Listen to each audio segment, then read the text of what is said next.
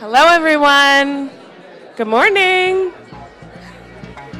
Welcome to the Strategizing Corporate Affairs and AI event here in Davos at Qualcomm House. Thank you for joining us this morning. I'm Asia Whitaker-Moore, the editor-in-chief of Axios. And big things are happening at Axios. If you have not heard, we have 4 new newsletters launching in local cities in the US. And if you live in those cities, please sign up. If you don't live in those cities, please tell your friends to sign up. We will be in Pittsburgh, Kansas City, Boulder, Colorado, and Huntsville, Alabama. So please check us out.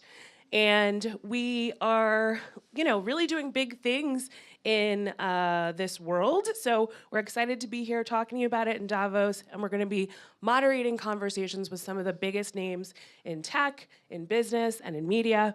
And that includes conversations with Salesforce's Mark Benioff, OpenAI's Kevin Weil, the Carlyle Group's David Rubenstein, McCourt Global's Frank McCourt, and so many more. So please join us for those conversations.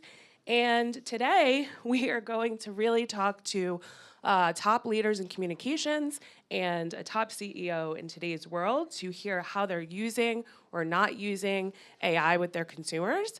And I'm going to hand this off to Eleanor Hawkins for a great conversation today. Thank you.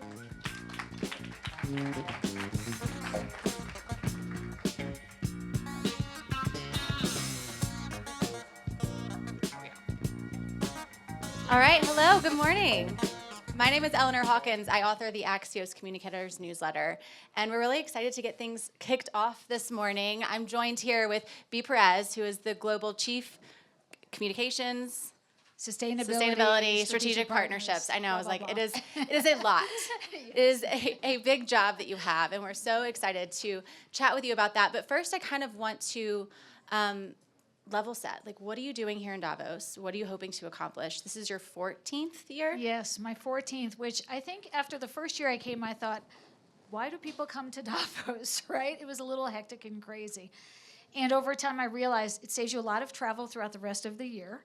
Everyone is here in terms of NGOs, governments, other corporate leaders, and you can learn a lot from others if you sit and listen and really engage. And so for me, I'm not the CEO of the company, so I'm not necessarily in the Congress Center doing a lot of those events. But what I have found is that being in forums like this, and so thank you for inviting me here today to do this, being here with Axios and all of you in the room helps me to actually listen and hear and understand what's happening in your parts of the world, what's happening with your businesses, and where can Coke improve? Where else should we be leaning in? So for me, over time, I found it very valuable to come to these types of forums and to really listen. Listening for me is more important in Davos than talking, even though I am talking today. Well, one issue that seems to be touching all businesses and all parts of business is AI. Yes. So let's kind of start big picture. 2024 was all about experimentation. 2025 is about implementing. How is your team using AI? What are some key learnings that you have? Sure. I'll actually go back to 2023 for us. It was March 2023 when we started to experiment. And also I'd say with generative AI. So we've been using AI in our business for forecasting for different areas, and that's widely known in terms of some of our folks who've talked about it. For us, when we looked at AI, we thought, this is very interesting, and how can we actually bring generative AI together with the rest of the physical world and in marketing that we were already doing? So we had created an ad called Masterpiece. It started with this beautiful piece of art from Andy Warhol, and then it took sort of the live animation in 3D with generative AI and created this story around it. It did very well. Consumers loved it, but that was sort of a fusion of testing and piloting. What could it do for us? And we thought, this is going to be very interesting going forward. What else could we do? So fast forward, this past year in 2024, we launched a partnership with OpenAI and Bain. And we started to test things like our own Coca-Cola ChatGPT. So put our policies in there. So say, you're a new employee to the company. You want to know what's the entertainment and travel policy. How much can you spend on a lunch? Well, you'd have to sift through lots of paper on a website in the past.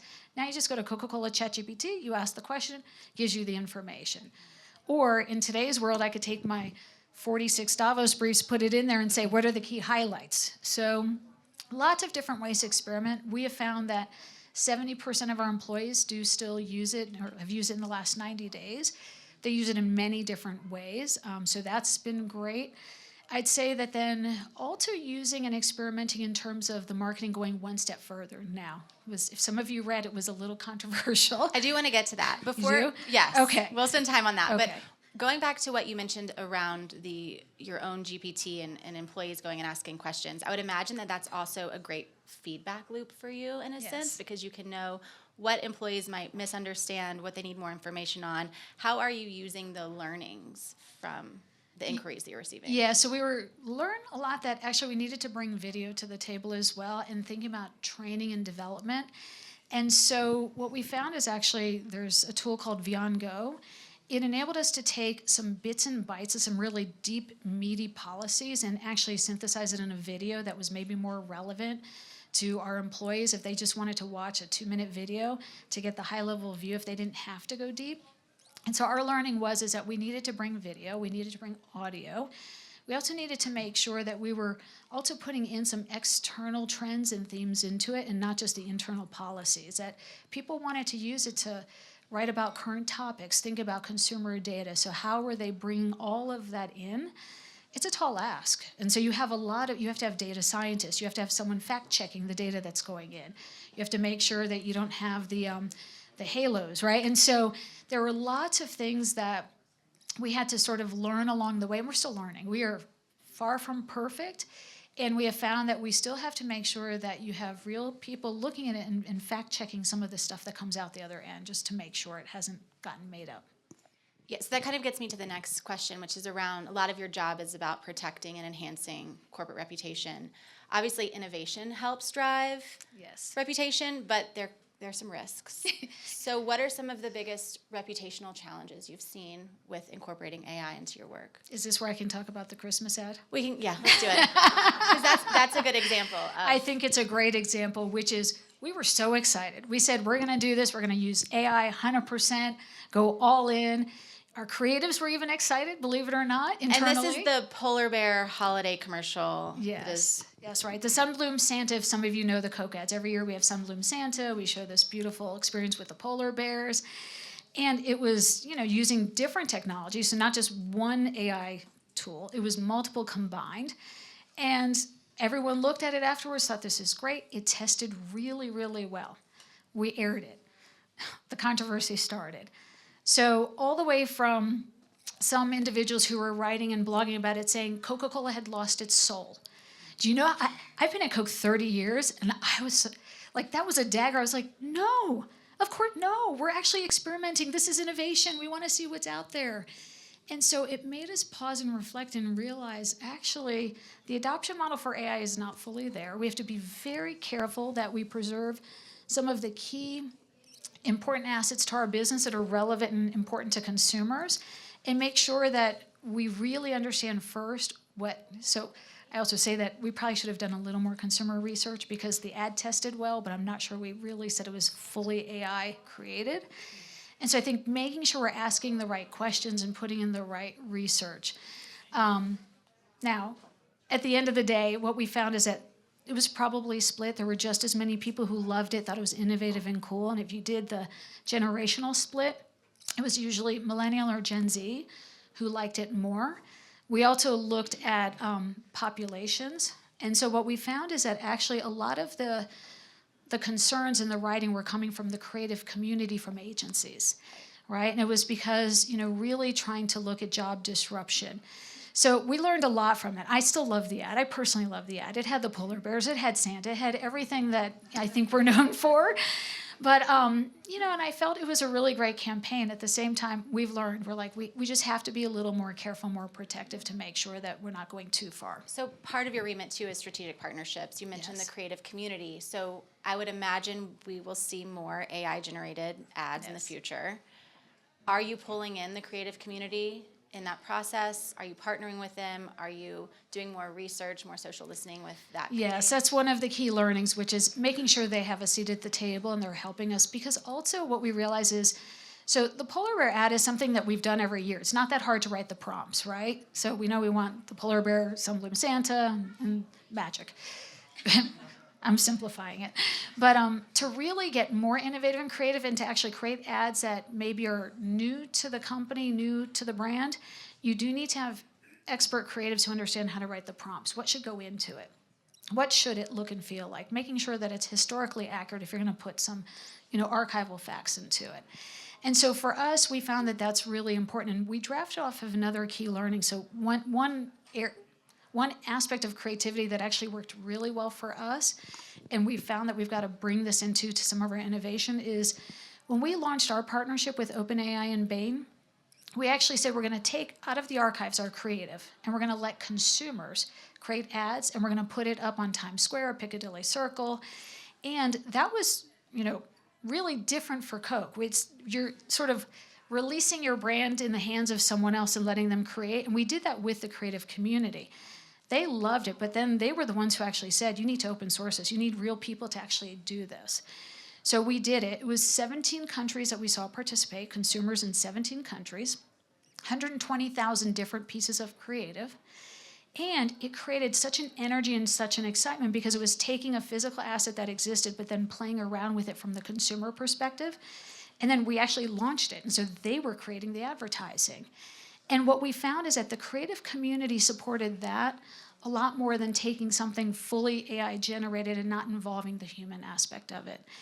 And, we're about people at the end of the day. We're about relationships. And so for us, that's an important learning. So we want to carry forward that great work that took place into sort of this new world that we're in of how do we use AI in more innovative ways while still making sure people are at the center. And then making sure that the audiences know that people are still involved Correct. somehow. That's it, yes. And so I want to talk about the challenges of communicating around AI.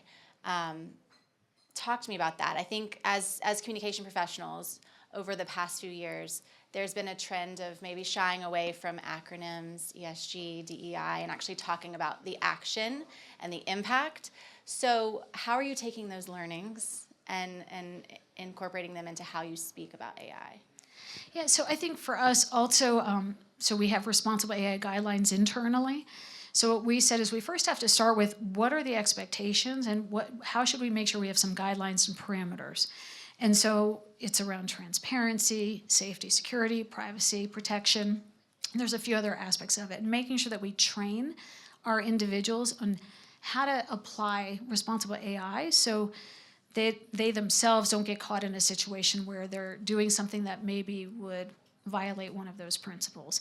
And so we've spent a lot of time going through that training and trying to make sure that we're also updating the responsible AI guidelines as we get more information from either a government body who might put a law in place or through other industry experts. So that's been really number one. The second piece to it is making sure we're talking to our employees directly about how we're using it and how we're not using it. So there are some rules around it. So while you heard me say earlier that we have used AI for forecasting, we also have a team of people, financial forecasts, who do it. We look at both models to see how are things going, which one actually is panning out, what's the new information that needs to come in place. We're not going to replace our forecasting, to move totally with AI. It's always going to have people involved because there's some nuances in the business and how you look at the data. So for us, it's educating our employee base. So when they use the tools like ChatGPT, that they make sure that they have all those same guidelines in place for themselves. So say they create the next press release. So next press release is going out. They're going to talk about a brand launch. Making sure that it's accurate, the data is grounded in something that's been assured through our accounting firm if we're using data for a sustainability campaign, and that making sure that they're not bypassing any of the protocols that we have in place. So it's complicated, but what I'd say is that really teaching and training people how to use AI, but in a responsible way. Yes, we're talking about responsibility, we're talking about guardrails. You mentioned sustainability, which is also, again, part of your remit. Yes. So how are you thinking about your AI use and its impact on your sustainability commitments? Yeah, so for me, I'm still learning how to bring those worlds together. So for me, I'm not using it today in the way maybe some others might be, but I think there's some thoughts and ideas on how we could. I'm starting to look at how some people are looking at forecasting where future disasters might be so we can actually build in resiliency in our communities up front. So those are some tools that I know exist through Google, Microsoft, and some of these other experts who can look at and predict.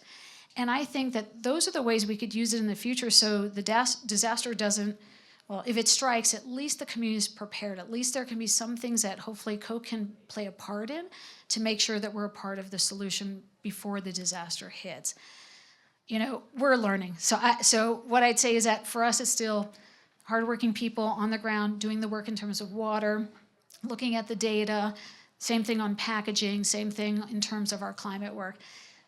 The technology is really just to double check and to look at the trends, but I have not brought those worlds together yet.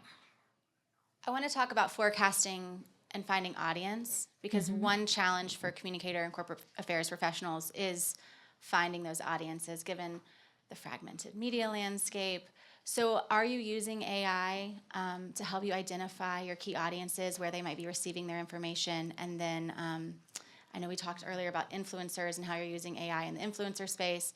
Share more about how it is informing your communication strategy.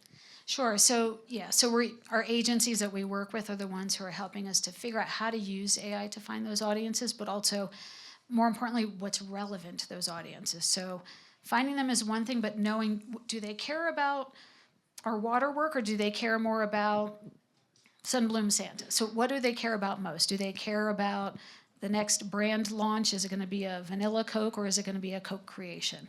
So understanding that nuance, that's where the data and using AI has been very helpful to sort of source and see what is the conversation happening with these groups and these audiences across either social media or some of the other areas.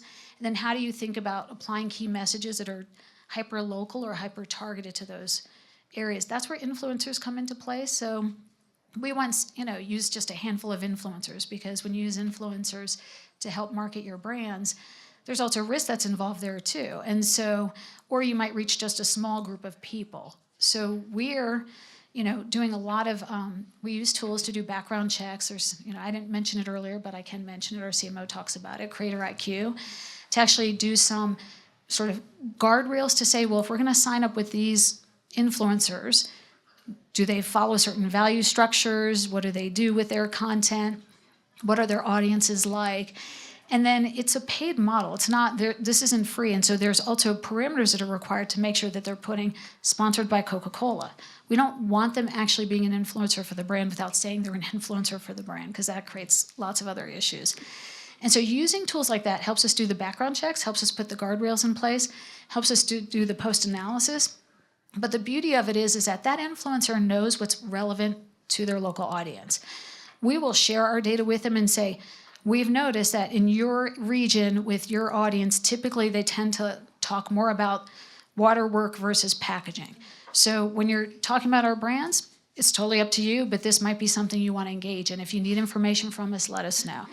And then what's really interesting is they create their own content, and it's in their own words. And by the way, it's not always positive. We have, we're not going to force them to say anything that they are not going to want to say naturally, because their audience will know that then that lacks integrity or authenticity.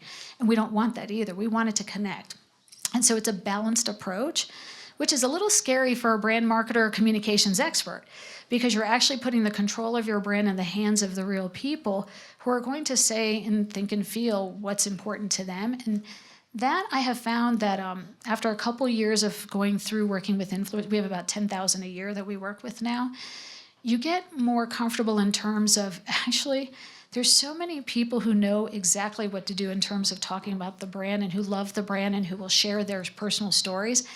And when they balance it, you know what? It gives us learning. It helps us be better. If we actually can understand what they're saying and where we can improve, we can learn through that and we can pivot.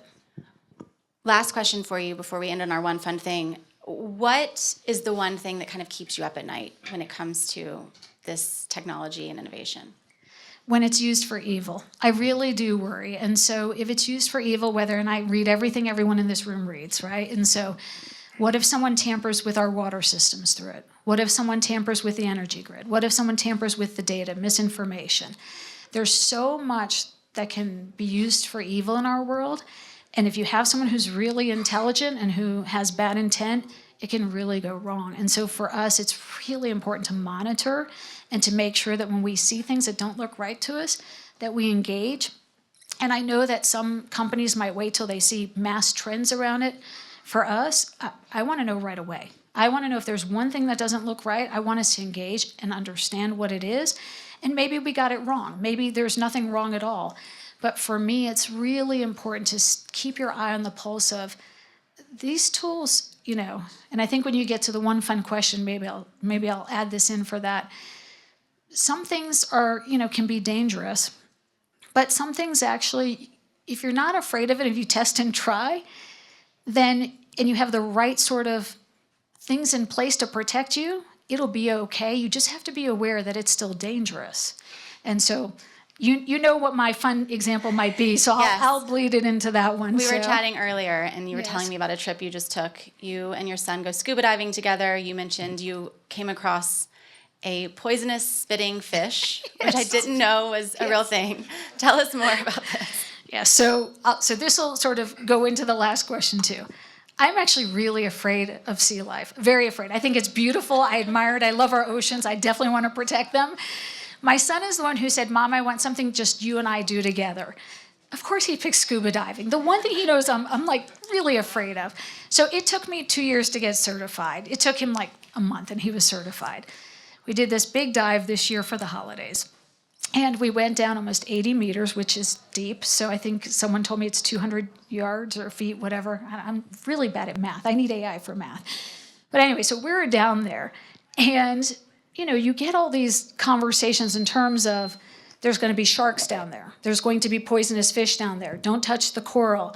Make sure you're not touching any sea life, actually. You can't touch them because you can hurt them. And so meanwhile, I'm thinking, but they can hurt me too if I get too close. So for me, it's kind of like AI. I knew that there were bad things down there. Now, I saw black-tip sharks. I saw reef sharks. They're not so dangerous. I was told if you see a white-tip shark, you better be really concerned. I didn't see one, thank goodness. But I knew what to do if I had. I also, communications, right, really matters. Underwater, you need to be able to communicate. So I had to learn all the hand signals and make sure I didn't mess those up. So this means shark. So my son, I didn't see the sharks at first. My son's on the other side and he's doing this, and I'm just like, I don't see it. Where is it? And then it comes up right alongside of me and so of course he watches me panic. Then I look to my left. This is now getting to your point of my spitting fish. So I had seen all these beautiful pictures of beautiful fish. They look gorgeous. A triggerfish is very colorful and blue and purple. This boxfish is yellow like a school bus with black dots. That's the spitting fish. By the way, I also learned that there's a shrimp down there that actually can have a punch, which punches through a crab shell. Wow. Unbelievable. And of course, I'm looking at these really beautiful, and I'm looking, and I can't remember which ones are going to kill me and which ones aren't, And then I'm looking over. We also had a true diving expert with us because my son and I are not true diving experts. And I can watch him doing this to me. I was like, what? I'm not close to the reef. And I can see the fish are coming closer to me. He's like, gotta back up. And I realized because that's the fish that actually could kill you through its spit in the water. So then I start to panic, of course.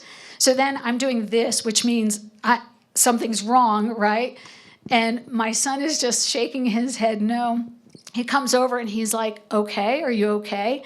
Of course, the other thing I learned is I almost did this. This in diving means go up, right? And then I'm like, oh, no, I'm okay. But I had this moment. And so I know this is a crazy analogy, but I feel like that's the story of AI, right? There are some dangerous things down there. If you don't go deep and if you don't try it, you're never going to see the beauty. And so that's my sort of closing crazy analogy. It's a great way to sum it up. Bea, thank you so much for being here. Thank you, Eleanor. Stick around. We have more coming up. We're just going to change the set real fast. Thank you.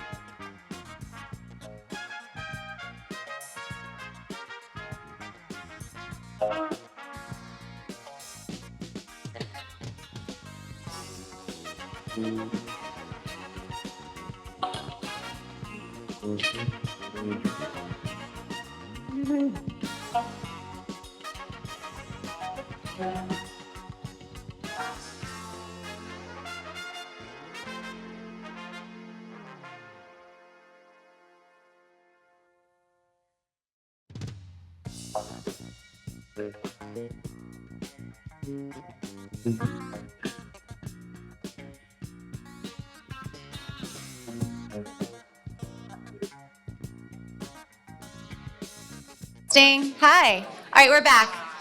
Here is our second conversation.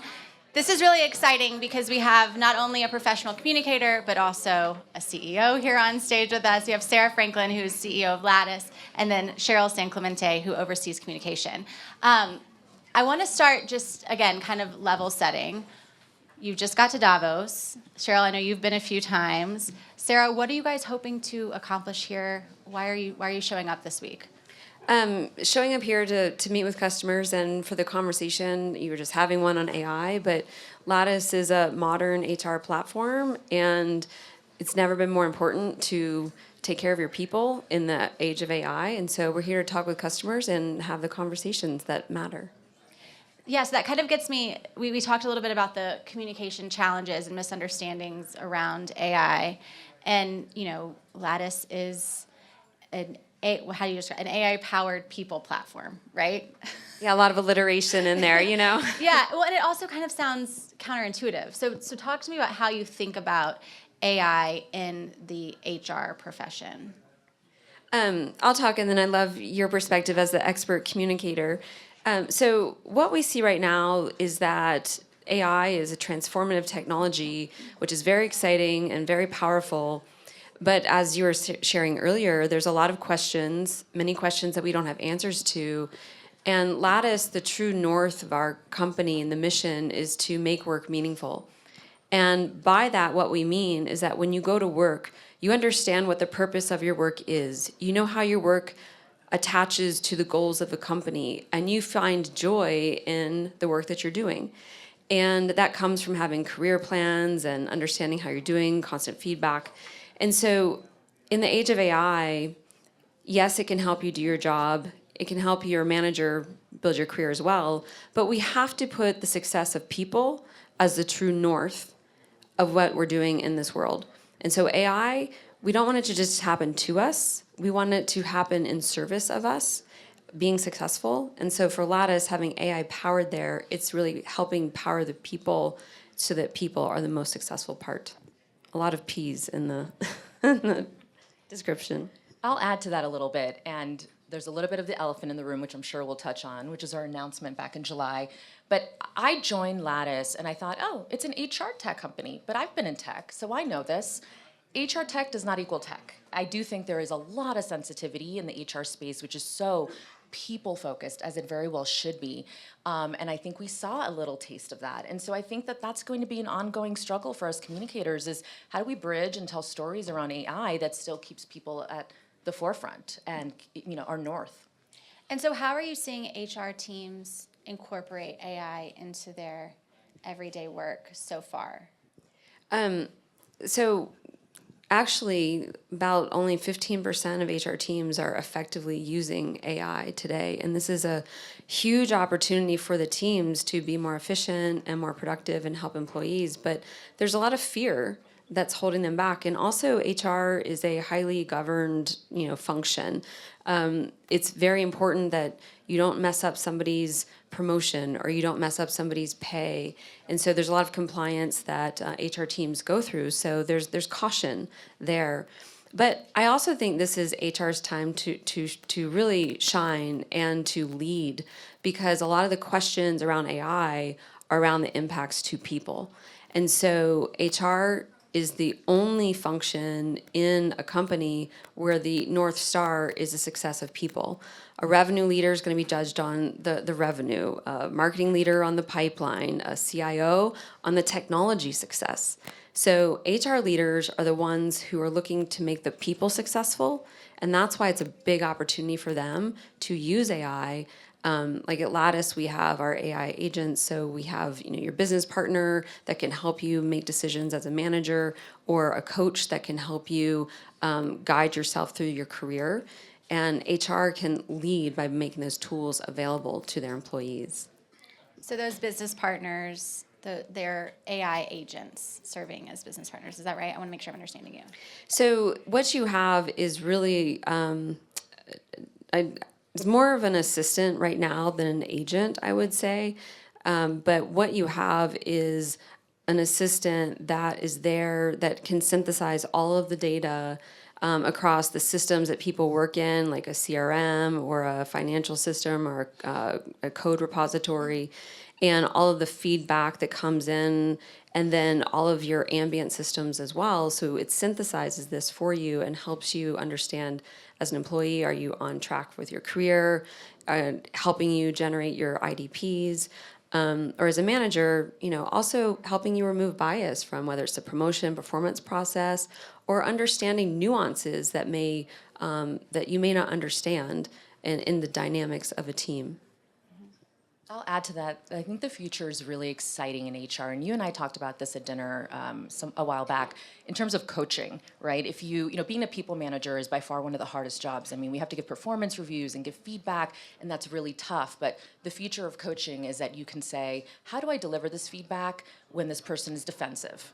Or, and then you can almost like simulate a conversation with your direct report, or this person is nervous, and it'll go back and say, well, if this person is very analytical, you don't have enough data in your feedback to support and back up your feedback. So I just think this is how AI is really amplifying the HR experience.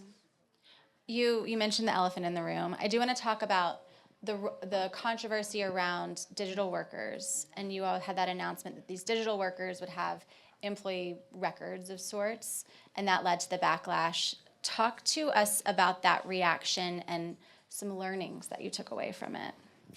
And I'll start, and what we see in our world, and I saw as my vantage point as a tech CEO that has a lot of relationships with companies that are building agents, we saw the digital labor force coming.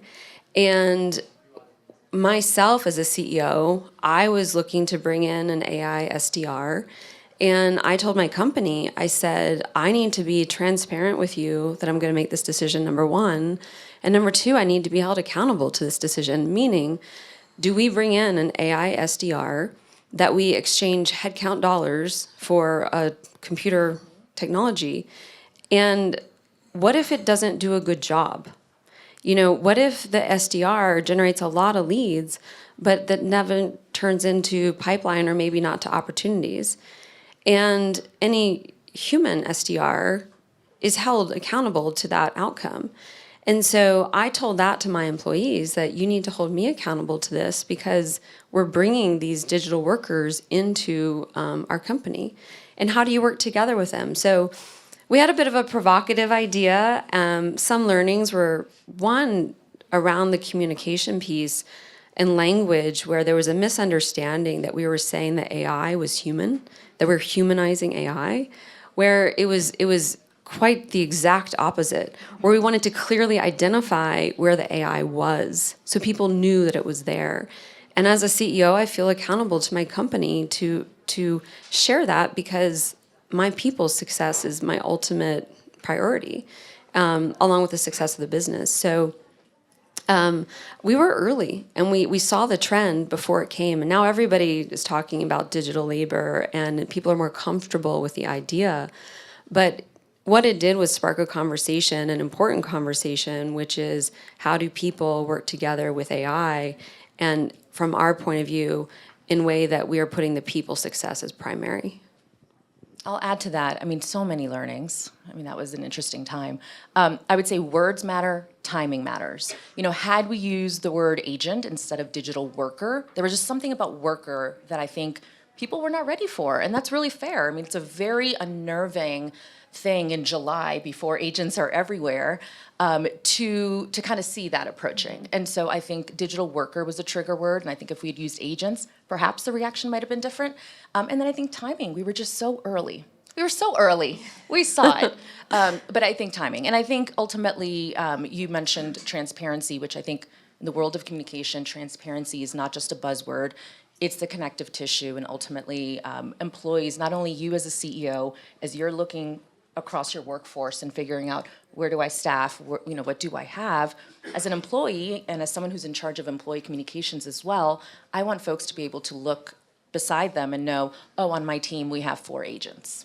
My teammates are agents, right? You want to know that. You want to know where your company's investing in AI technology. So I think we'll start to see that in the future. One more thing I find interesting on this stage here is that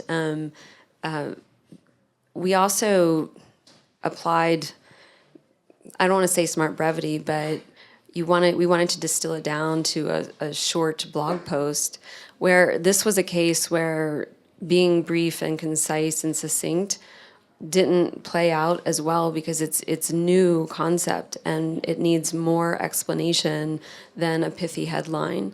And so that was the other thing, is that in the age of AI, we want lots of information rapidly, but also we need to take time and be very clear in our explanations so that the details don't get lost. Yeah, it's still very misunderstood. Audiences are still skeptical. There's a lot of education that has to take place. So aside from, it sounds like we're steering away from short blog posts, are you communicating around this in new, interesting ways, maybe videos, graphics? How are you trying to educate the public on digital agents and how they might impact the workforce?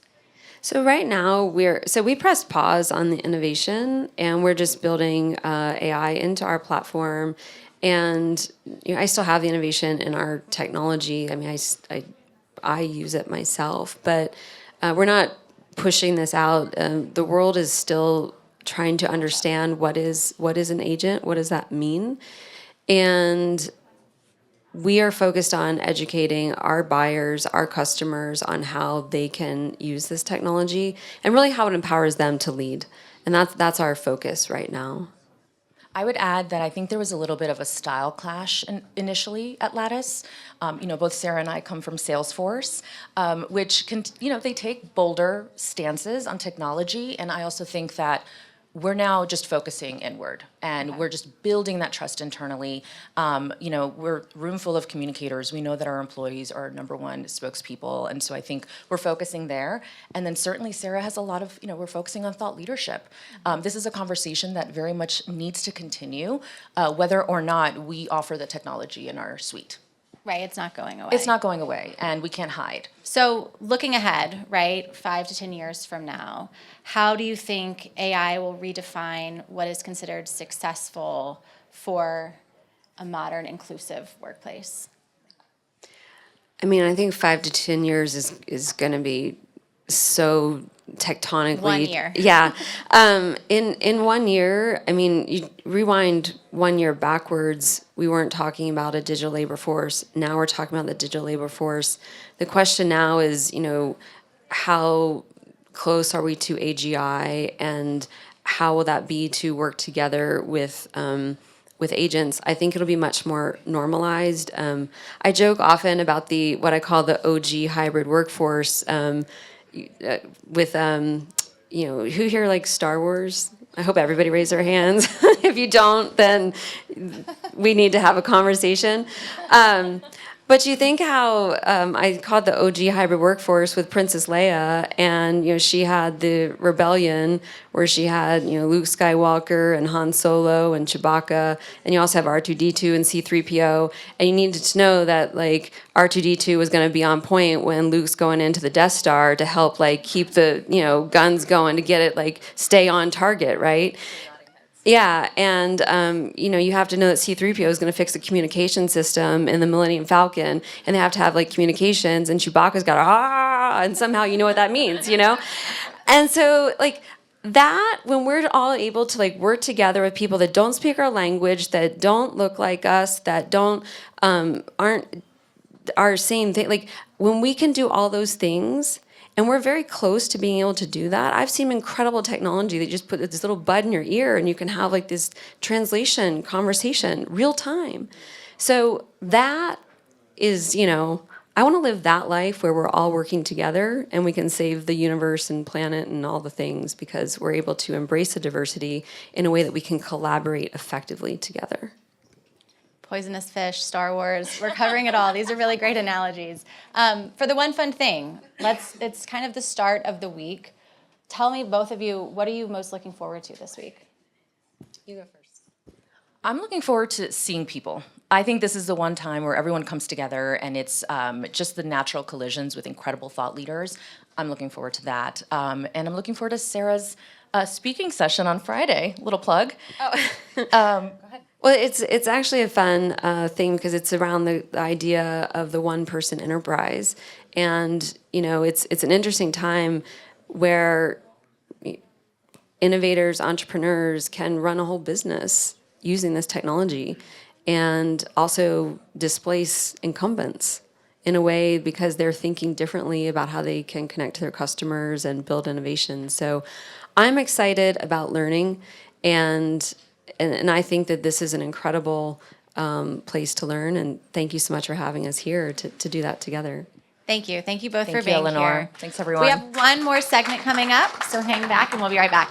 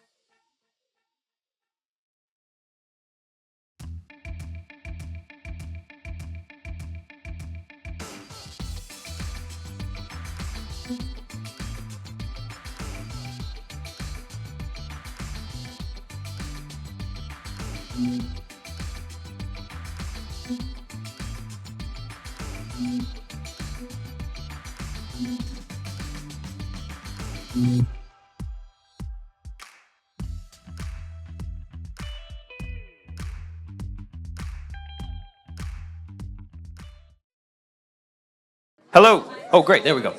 Hi. Good morning, everyone. I am.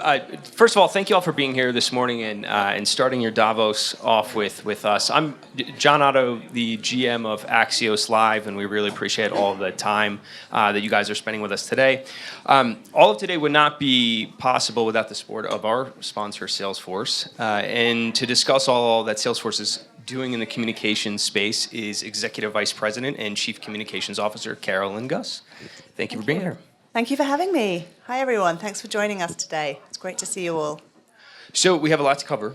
So I'm going to jump right into it. So Salesforce has been at the forefront of AI innovation, but not always. As a communications leader of the company, talk us through the pivot and what has gone into that over, say, the last 18 to 24 months. I think when we started 2023, we recognized it was a year of a lot of hype. And Salesforce, we do, as Cheryl said, like to be bold and we like to lead conversations. But we didn't have a product, an agent product ready that we really felt could live up to our values of trust, that the product would be accurate and that it would deliver on our other value of customer success. So there was a lot of kind of hot takes happening in 2023. A lot of people were talking about what was possible with AI, but there wasn't that much information really around how it was going to work, when it was going to happen. And we didn't want to participate in the hype because we did feel like that would sort of devalue the trust that we have. So we're a little quieter in 2023, and sometimes that felt uncomfortable, actually, because like I say, we do like to be bold and we do like to be in front. But what was really happening behind the scenes was this huge pivot of the company to build a product that could really take advantage of Salesforce's sort of 25 years of data, because Salesforce is a CRM, everyone keeps their data in Salesforce, and we needed to figure out how to make that data really accurate so that the AI did not hallucinate and so it didn't provide essentially bad experiences for our customers. So it was a year more of internal comms than it was of PR, actually, of really getting the employees to move fast, the product team to build, the sales team to be ready, and a ton of education. I think then 2024 was a year of products coming to market, not just for us, for everyone. Entering 2024, we felt massive, massive urgency. You know, our primary competitor is Microsoft, and we felt that we were behind them on the share of voice in AI. So we felt like we had to run a really, really comprehensive PR program. But it was increment on the product really working well. So we came in with a huge podcast program. First of all, we were reading what I think a lot of people here were probably reading about the power of podcasts. So we had our CEO, Mark Benioff, go out and really talk hours and hours of his time about what the product was, how we had been thinking about the importance of AI, what AI can do, what it can't do, and really just trying to be a truth talker. We were also at that time hearing that the kind of competitive product that Microsoft had in the market, Copilot, was kind of annoying to some customers, that it wasn't really working the way they had thought it would in the hype period. And so we decided to be super provocative. One of the customers referred to it as clippy, which was that annoying clip thing. So we kind of jumped on that. And I had moments of thinking, gosh, should we be giving the competitor so much airtime? You know, there's sort of PR truth that you shouldn't do that. But the reality is they're number one and we're number two. So we're like, let's go for it. Let's pick a fight. So it made us, I think, really interesting and really relevant. But now as we enter 2025, I think we've got to have another strategy again, because this year has to be the year of AI impact. So it has to be much more about what is it going to achieve and how is it going to make our lives and our work better. On that impact front, how do you see it transforming the corporate affairs and communication strategies for yourself, for the industry? Sure. I mean, I think when I thought about my own team, last year and the year before were kind of exhausting. The year of the pivot was hard because we were in a pivot. Last year was hard because we were trying to have urgency and really like gate crash to take over the conversation. So we were talking about, well, okay, AI is meant to make work better. It's meant to actually make us more productive. A lot of what Sarah was saying, you know, AI is in service of humans. So a couple of things that we did was we actually use our own CRM in the comms team. We log all our media interactions there. So we've built an agent. We're calling it PR Force. And the agent is going to go through all our Slacks and our emails, our meeting transcripts. And it's going to put together essentially, like, if I want to find out what was our last interaction with Eleanor, and what were the vibes like, I can just go in and find that. And nobody in my team had to do the work of creating that for me. The second thing where we've used it is we're using Writer AI, which I imagine a lot of people here are using too, and we're having it create first drafts. We have a lot of brainstorms because we're always trying to come up with provocative and fun ideas, so we have it create initial brainstorm ideas. And then the third one is that we're using a Google product notebook. So because we do evolve our messaging pretty fast, and we're a very kind of visionary CEO-led company, he's always evolving his messaging, and execs are always coming to the team and asking, well, what is the latest that Mark's saying on equality? What is the latest Mark saying on sustainability? So we're using Writer AI to just crawl through all the transcripts and provide summaries for us. We're using Google for that. So I think it's giving us a ton of efficiency, and it's just getting rid of some of the kind of the drudgy things that people have to do, where they have to like go back in their files and pull something deep out of a folder or try and remember back. So it's giving us more time, I would say, to be creative and to have Focus more fun. on the more important things. The more important things. Yeah. So, you know, obviously in us in the media space, right? AI is also transforming our own landscape and reshaping that. On the corporate affairs side, you're obviously at the forefront of this too. How do you think AI can help the corporate affairs team really stay ahead as AI is shaping the media landscape as well? Well, I think for corporate affairs and comms alike, trust is really critical to how we work. It's trust. It's good storytelling, it's good relationships. So we have really looked at what is resonating, what are people finding authentic in the things that we're saying. And we started using a real-time AI to do that. So we used to just sort of every quarter, we would reflect back on what we had talked about, and we would figure out, did the customers get it? Did they believe it? Did they understand it? Did they like it? And then we would sort of evolve our messaging. Now, because of the speed that everything is happening, we're actually doing real-time insights. So one of the things that we learned early on when we first started talking about agents, that we wanted to be bold, we wanted to own it, we were trying to be everywhere.